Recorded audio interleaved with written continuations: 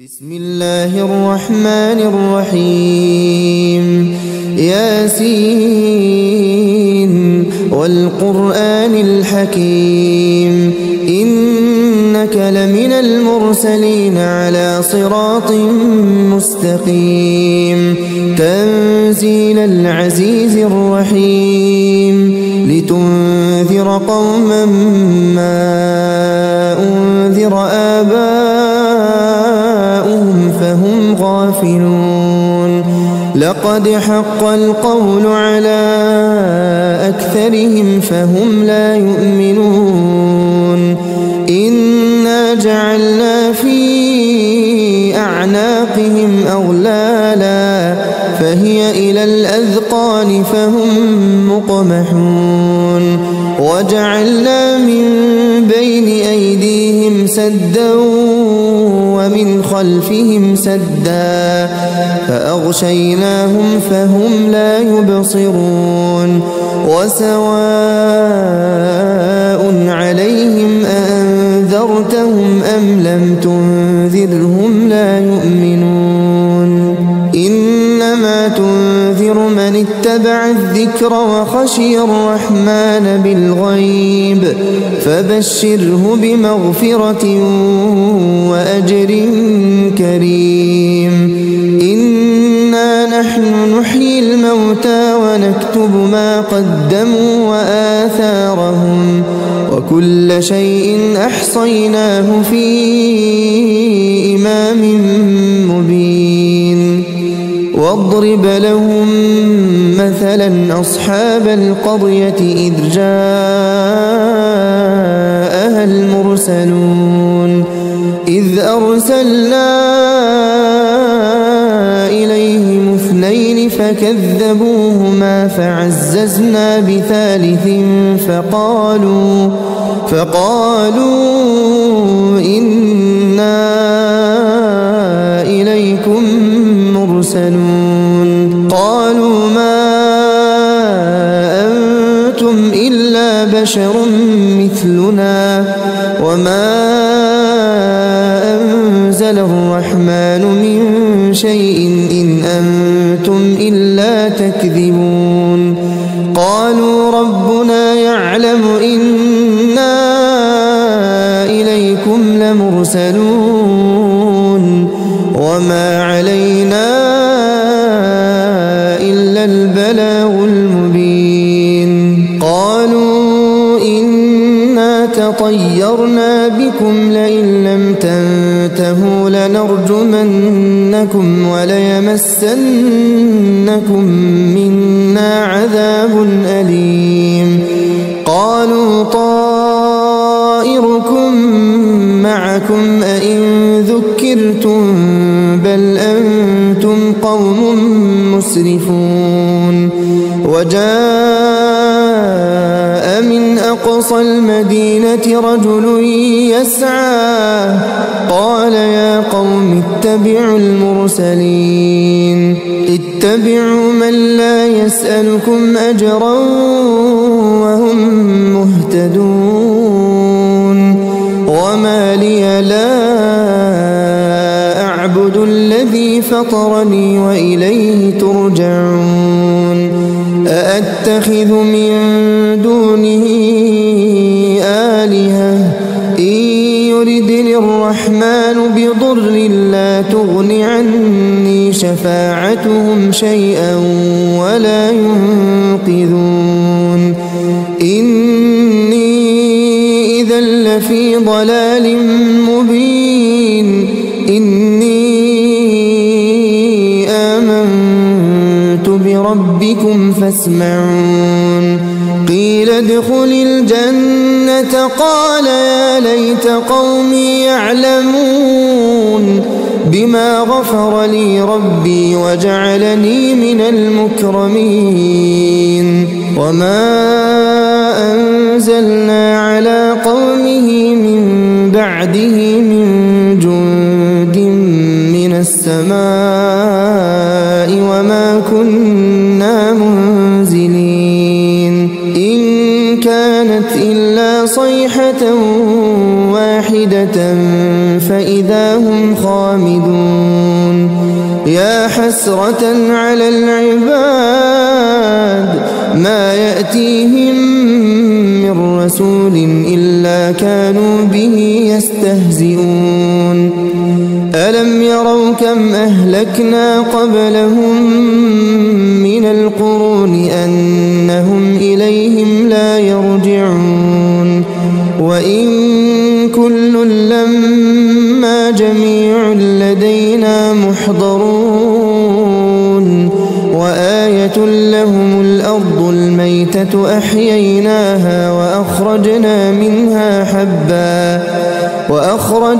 منها حبا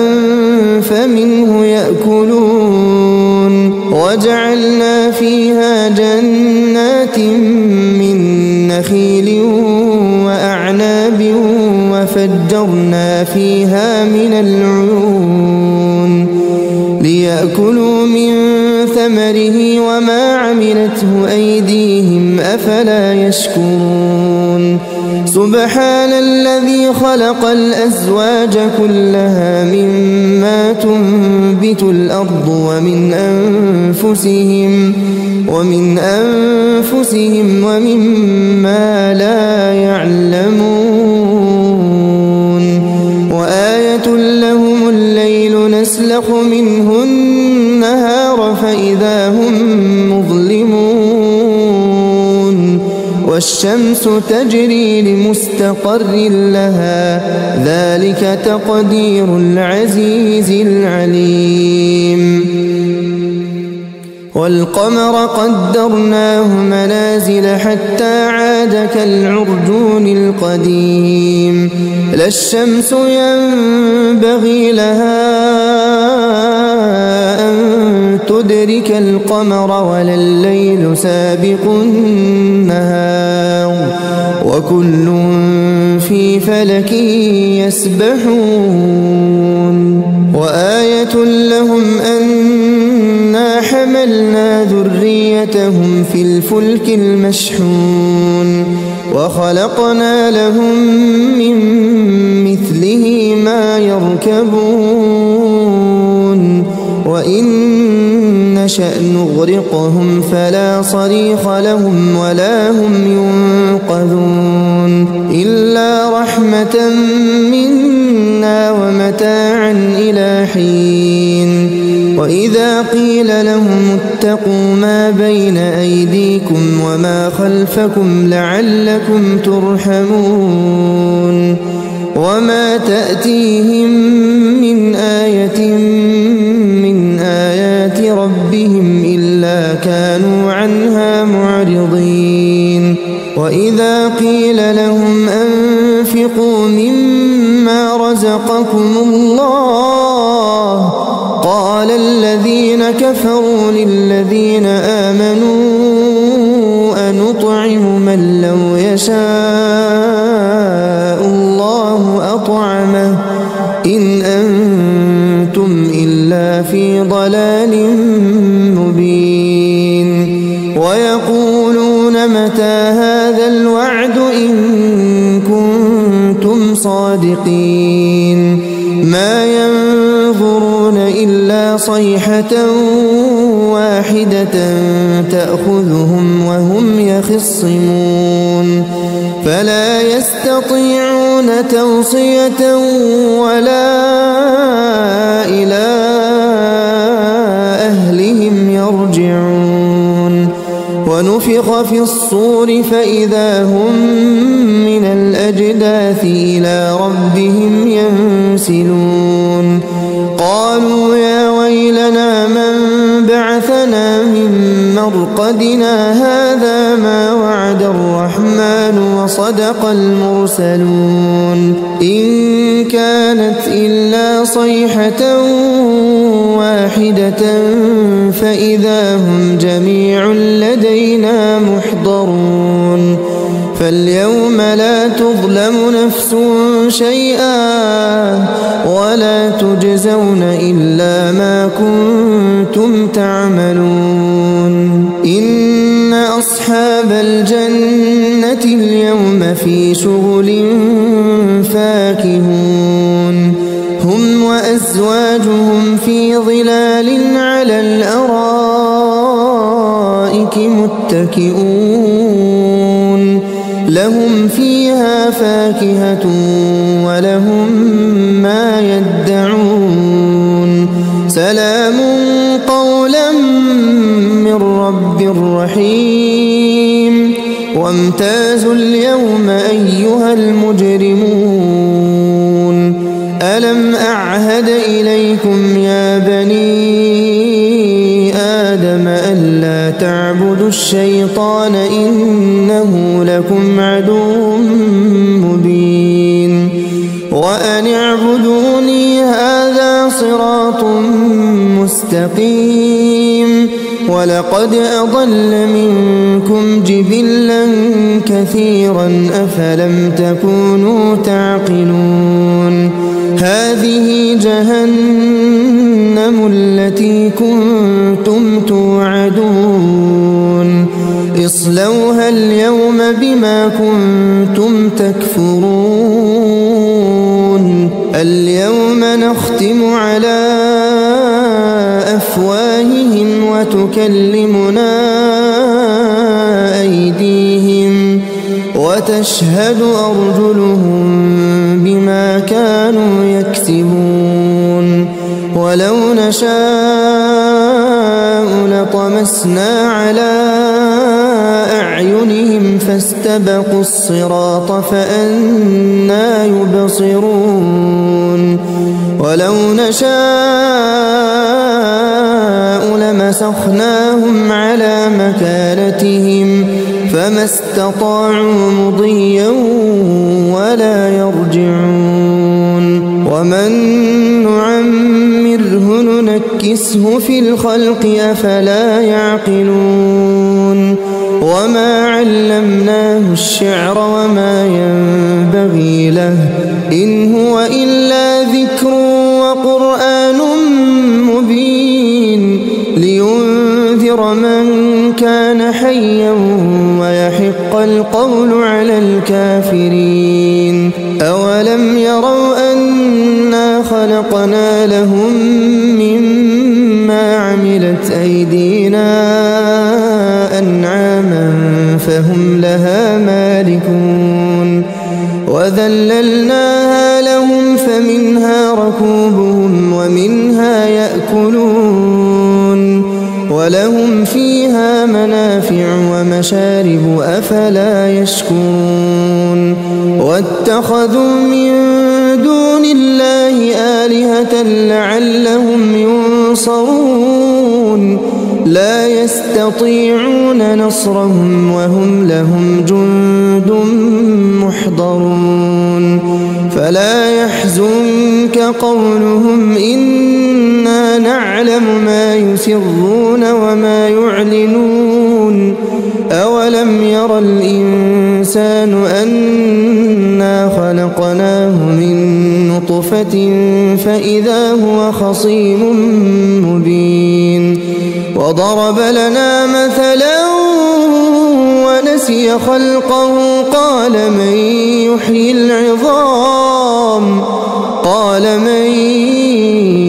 العظام وهي رميم قل يحييها الذي أنشأها أول مرة وهو بكل خلق عليم الذي جعل لكم من الشجر الأخضر نارا فإذا أنتم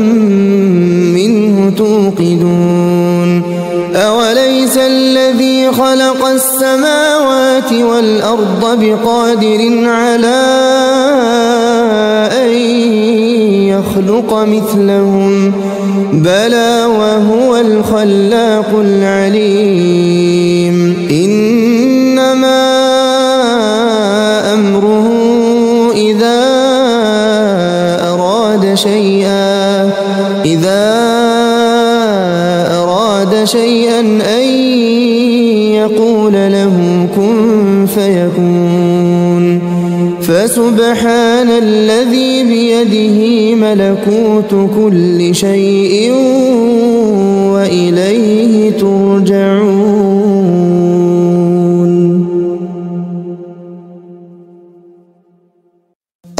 الرحمن علم القرآن خلق الإنسان علمه البيان الشمس والقمر بحسبان والنجم والشجر يسجدان والسماء رفعها ووضع الميزان ألا تطغوا في الميزان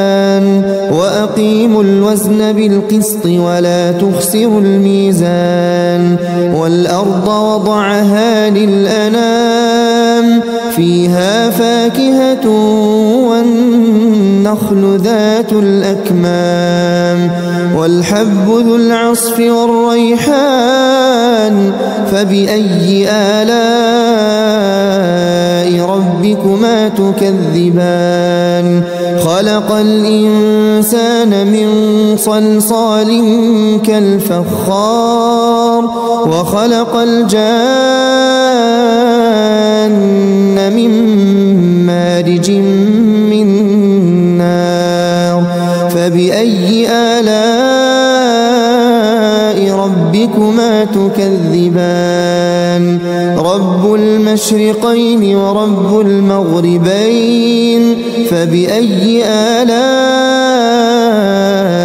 ربكما تكذبان مرج البحرين يلتقيان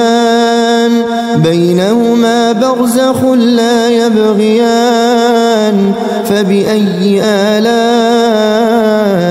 ربكما تكذبان يخرج منهما اللؤلؤ والمرجان فبأي آلاء ربكما تكذبان وله الجوار المنشآت في البحر كالأعلام فبأي آلاء ربكما تكذبان كل من عليها فان ويبقى وجه ربك ذو الجلال والإكرام فبأي آلاء ربكما تكذبان يسأله من في السماوات والأرض كل يوم هو في شأن فبأي آلاء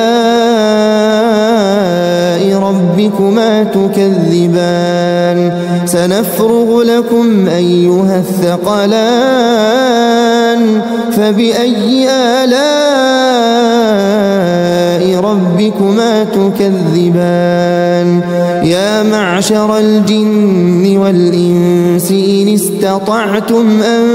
تنفذوا من أقطار السماوات والأرض فانفذوا لا تنفذون إلا بسلطان فبأي آلاء ربكما تكذبان يرسل عليكما شواظ من نار ونحاس فلا تنتصران فبأي آلاء ربكما تكذبان فإذا انشقت السماء فكانت وردة كالدهان فبأي آلاء ربكما تكذبان فيومئذ لا يسأل عن ذنبه إنس ولا جان فبأي آلاء ربكما تكذبان يعرف المجرمون بسيماهم فيؤخذ بالنواصي والأقدام فبأي آلاء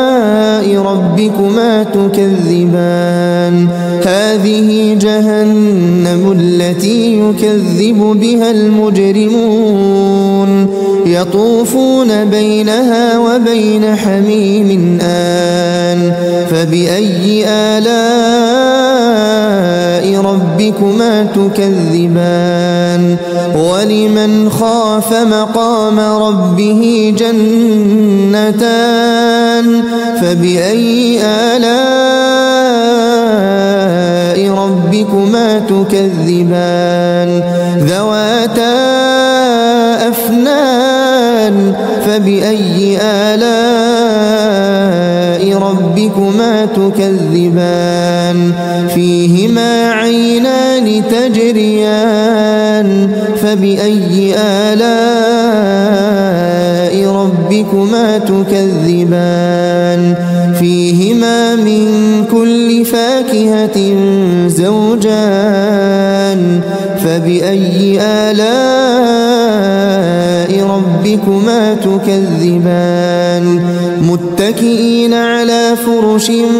بطائنها من استبرق وجنى الجنتين دان فبأي آلاء ربكما تكذبان فيهن قاصرات الطرف لم يطمثهن إنس قبلهم ولا جان فبأي آلاء ربكما تكذبان كأنهن الياقوت والمرجان فبأي آلاء ربكما تكذبان هل جزاء الإحسان إلا الإحسان فبأي آلاء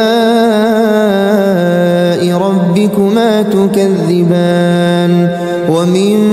دونهما جنتان فبأي آلاء ربكما تكذبان مدهامتان فبأي آلاء ربكما تكذبان فيهما عينان نضاختان فبأي آلاء ربكما تكذبان فيهما فاكهة ونخل ورمان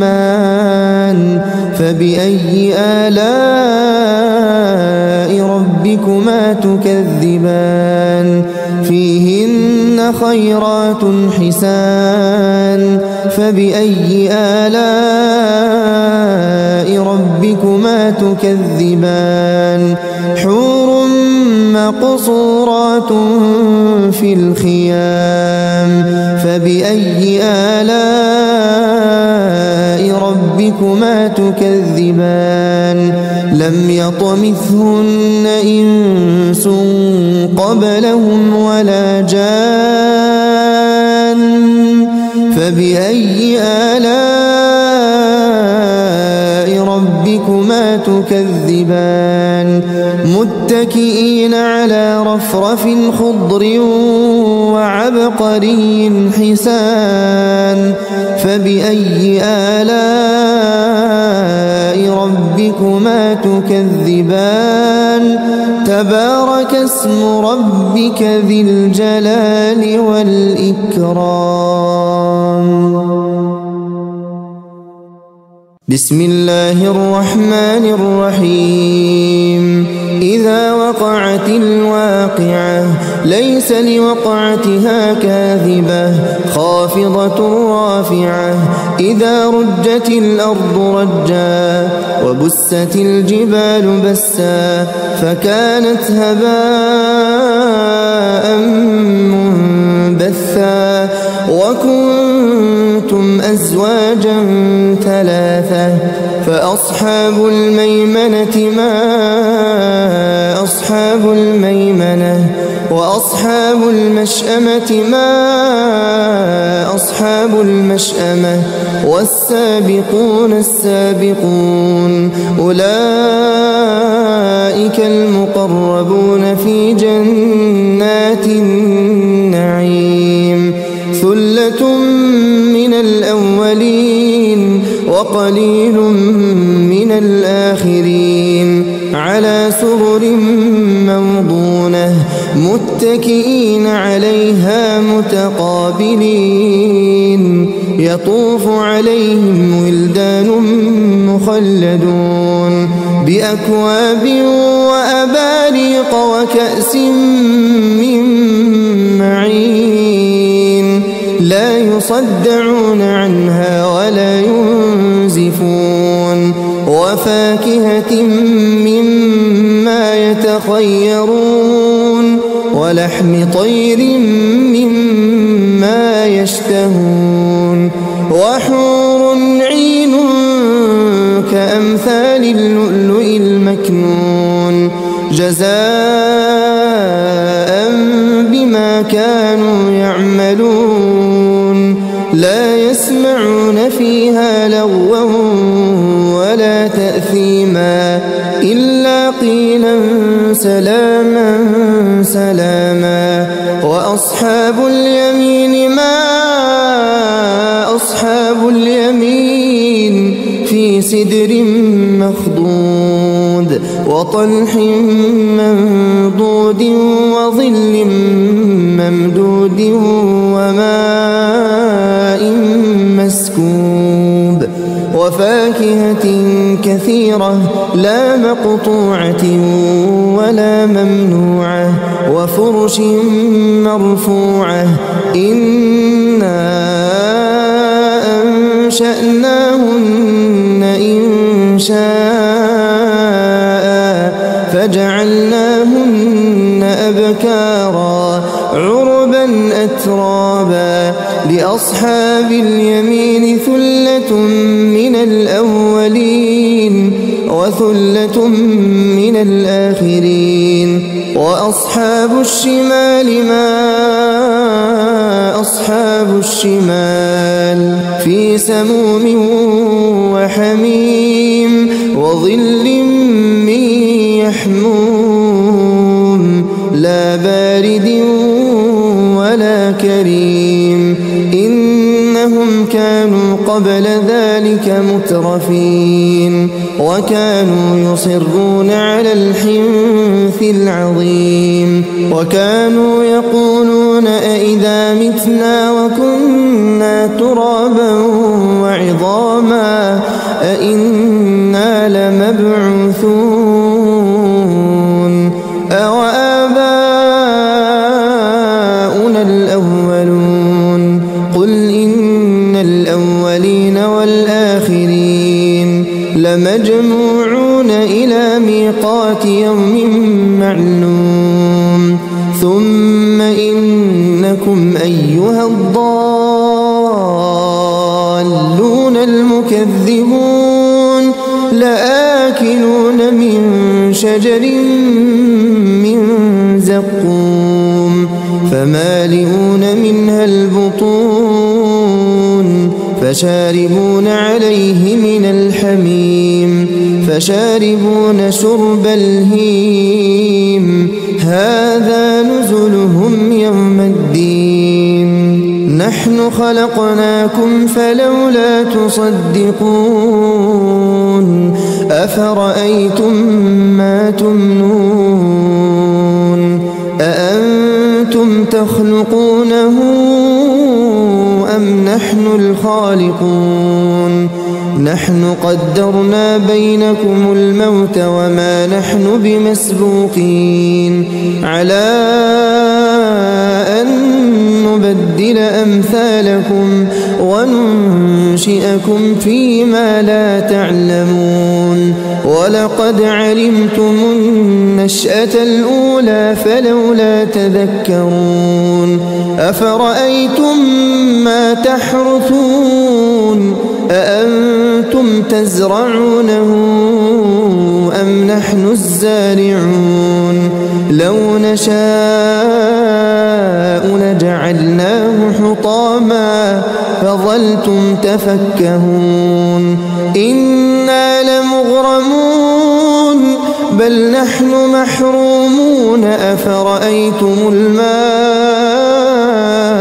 الذي تشربون أأنتم أنزلتموه من المزن أم نحن المنزلون ولو نشاء جعلناه أجاجا فلولا تشكرون أفرأيتم النار التي تورون أأنتم أنشأتم شجرتها أم نحن المنشئون نحن جعلناها تذكرة ومتاعا للمقوين فسبح باسم ربك العظيم فلا أقسم بمواقع النجوم وإنه لقسم لو تعلمون عظيم إنه لقرآن كريم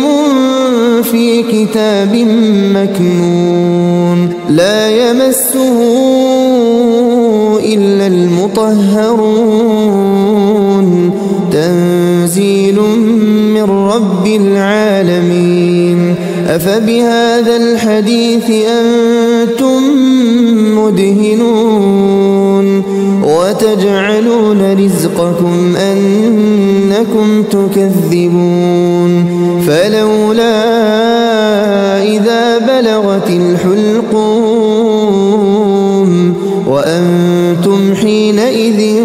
تنظرون ونحن أقرب إليه منكم ولكن لا تبصرون فلولا إن كنتم غير مدينين ترجعونها إن كنتم صادقين فأما إن كان من المقربين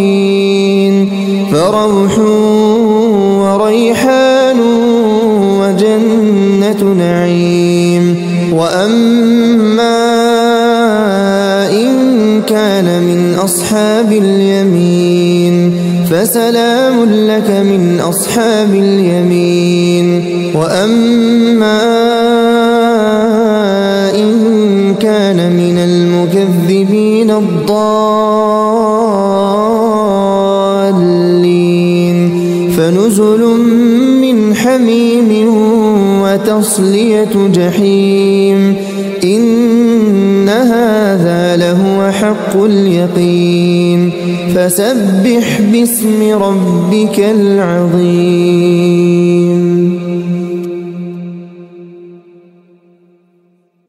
تبارك الذي بيده الملك وهو على كل شيء قدير الذي خلق الموت والحياة ليبلوكم أيكم أحسن عملا وهو العزيز الغفور الذي خلق 7 سماوات طباقا ما ترى في خلق الرحمن من تفاوت فارجع البصر هل ترى من فطور ثم ارجع البصر كرتين ينقلب إليك البصر خاسئا وهو حسير ولقد زينا السماء الدنيا بمصابيح وجعلناها رجوما للشياطين وأعتدنا لهم عذاب السعير وللذين كفروا بربهم عذاب جهنم وبئس المصير إذا ألقوا فيها سمعوا لها شهيقا وهي تفور تكاد تميز من الغيظ كلما ألقي فيها فوج سألهم خزنتها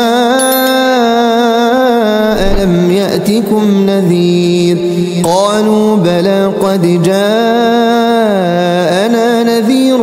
فكذبنا وقلنا ما نزل الله من شيء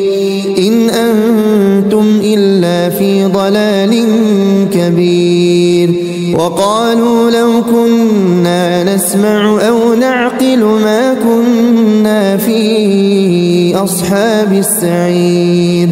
فاعترفوا بذنبهم فسحقا لأصحاب السعير إن الذين يخشون ربهم بالغيب لهم مغفرة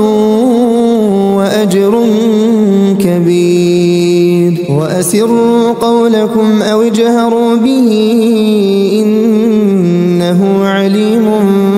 بذات الصدور ألا يعلم من خلق وهو اللطيف الخبير هو الذي جعل لكم الأرض ذلولا فامشوا في مناكبها وكلوا من رزقه وإليه النشور أأمنتم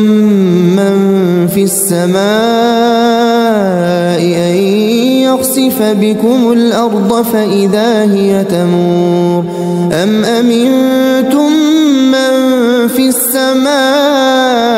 أن يرسل عليكم حاصبا فستعلمون كيف نذير ولقد كذب الذين من قبلهم فكيف كان نكير أولم يروا إلى الطير فوقهم صافات ويقبضن ما يمسكهن إلا الرحمن إنه بكل شيء بصير أمن هذا الذي هو جند لكم ينصركم من دون الرحمن إن الكافرون إلا في غرور أمن هذا الذي يرزقكم إن أمسك رزقه بل لجوا في عتو ونفور أفمن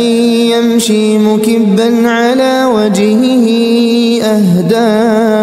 أمن يمشي سويا